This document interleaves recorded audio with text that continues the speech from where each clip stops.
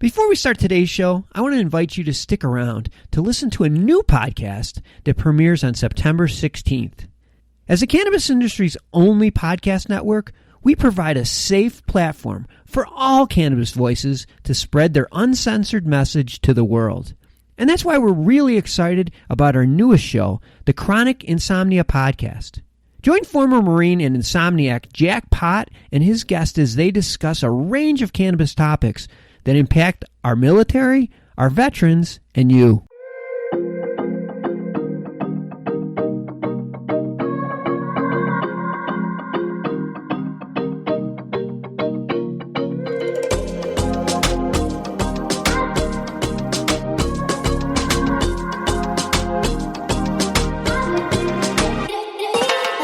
Because one of the things that really is a mission for us at Dope Girls Consulting is to really be the ones that are helping other females and minorities get into the cannabis industry. But a lot of times the cost is the biggest barrier to entry into this industry. So we really wanted to come up with a way that we could build out very affordable application templates at an a la carte type situation. So you're not spending $70,000 on a consultant.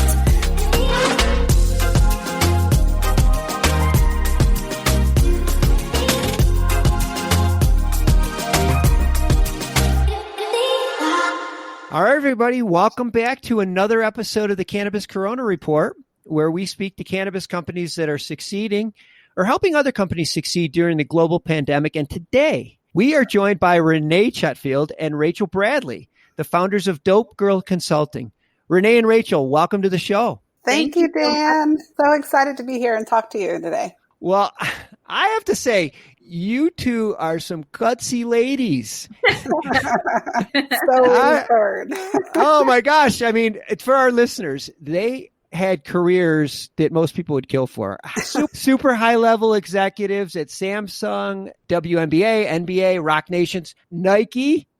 But you saw an opportunity and a need that needed to be filled. And so you basically threw caution to the wind and walked away from careers to form Dope Girl Consulting. I mean, that is so cool. That is so cool.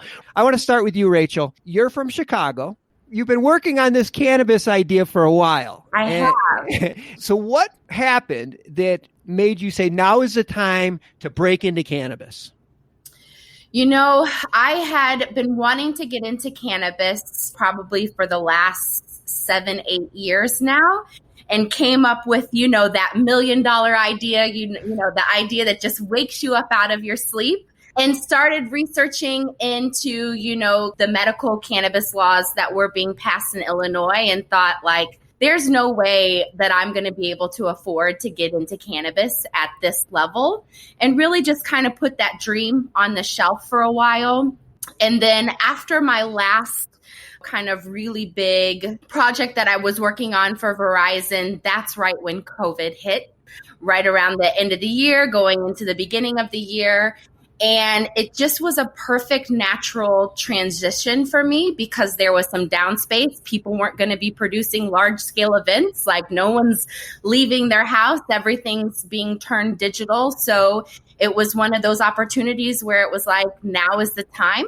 Rene and I had worked together in our past. Rene worked for Nike. I worked on the agency side for a lot of Nike business. And we were this is the time to kind of grab the bull by the horns and get it started. Man, you must be some salesperson, because I know that you went to Rene and said, hey, here's the idea. I got the plan. Let's just knock this thing out. That's pretty cool. That's pretty cool. She sure did. And I happened to have a bank full of Nike money that I was ready to invest in. The right person came knocking on my door, and I was like, yes, this is exactly what I need to do right now. You're talking about the agency money or the money from Nike. I mean, there's not a better brand personality, and I don't know that I can think of. Maybe Disney. You must have an amazing branding insight. What are some common branding mistakes that cannabis companies continue to make? That's good.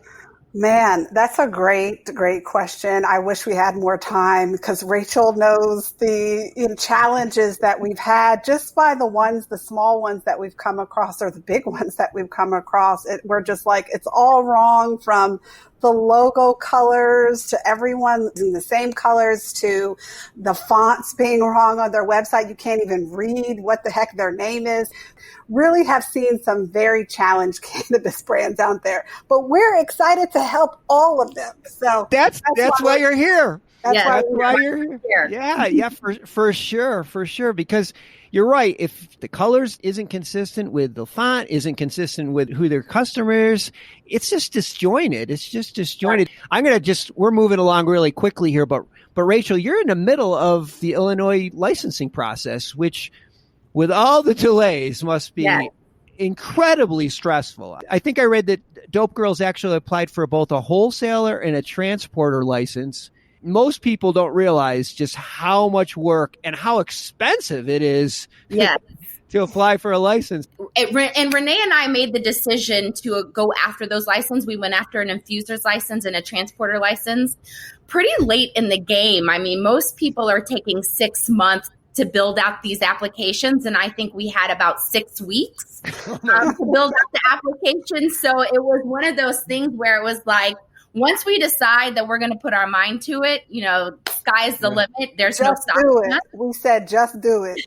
I think I heard that before. Somewhere, right? Somewhere. And it was a crazy process. We learned a lot of information that we've since brought back to our clients because we were very lucky. It wasn't a very expensive process, and we had the capital to really kind of put together a very competitive application, and we're excited about it. We hope that Illinois, invests in the Dope Girls because we're ready to set up shop here. So. Oh my gosh, it's so cool. But, we're still waiting and waiting. I mean, the experience that you got from putting an application together in 6 weeks, which is crazy, by the way.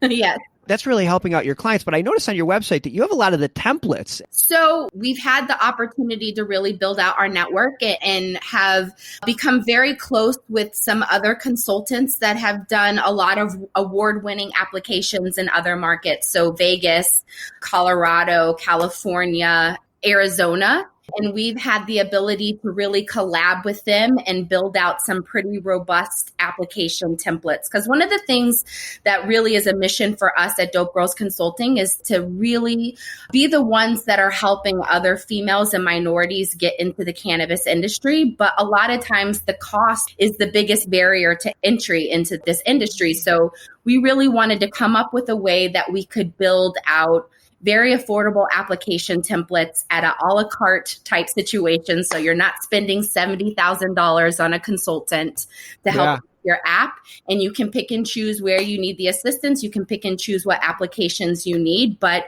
you can be well assured that these applications came from a lot of really great experienced consultants that are writing applications in other states. Attention Cannabis Podcast listeners. You can now listen to your favorite cannabis podcast ad-free with the MJBulls mobile app. Just download the free MJBulls mobile app to your smartphone to start enjoying cannabis podcasts with no commercials. Go to Apple Apps or Google Play to get the MJBulls Cannabis Podcast app today.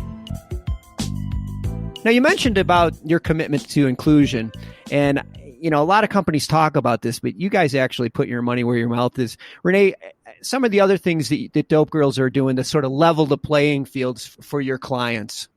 So a lot of what the Dope Girls is doing right now is we're taking a lot of networking calls. So we are hearing from our peers and our folks that want to get into the industry, and we're listening to them and understanding what the needs are. There are some cannabis companies that are already kind of established, and they do need marketing help. They do want brand insight. They do want to understand and talk through how distribution is affecting their revenue. So we're able to kind of guide them through those conversations. We're also talking to individuals, people of color, women that want to get into the industry. And essentially maybe their skills are in accounting and how they can come over to cannabis and maybe apply their accounting skills into the cannabis industry. So it's a little bit of career coaching. It's a little bit of marketing advice. And then you throw in Rachel's amazing graphic design abilities. It's really all of that kind of combined together and helping people. Yeah, that kind of stuff is so important. Most people are not experienced with the digital side of the business, especially with COVID. Rachel, maybe you can jump in real quickly and explain some of the ways that you're helping your customers expand their digital presence.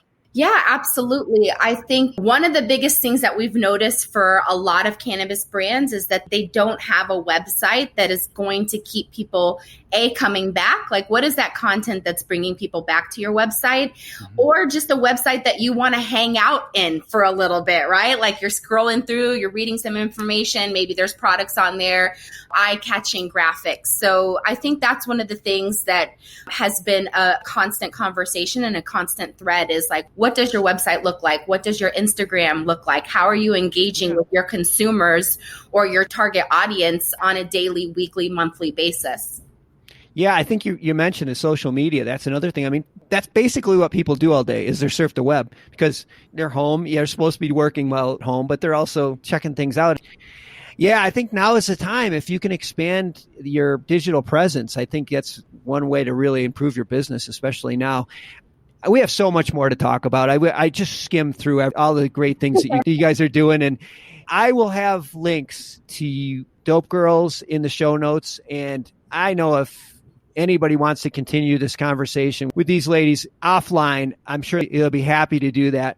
Rachel, Rene, congratulations. Congratulations for doing this. And thank you so much for being on the show. You guys are a real inspiration in this time. Thank you so much. Thank you for inviting us.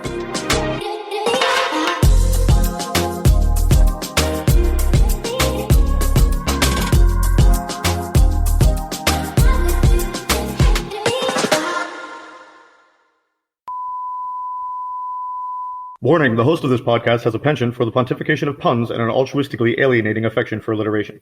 If you suffer a weak constitution or get annoyed easily, you may want to seek prior medical advice, or avoid this particularly perplexing podcast as the host is unbalanced as a washer full of shoes.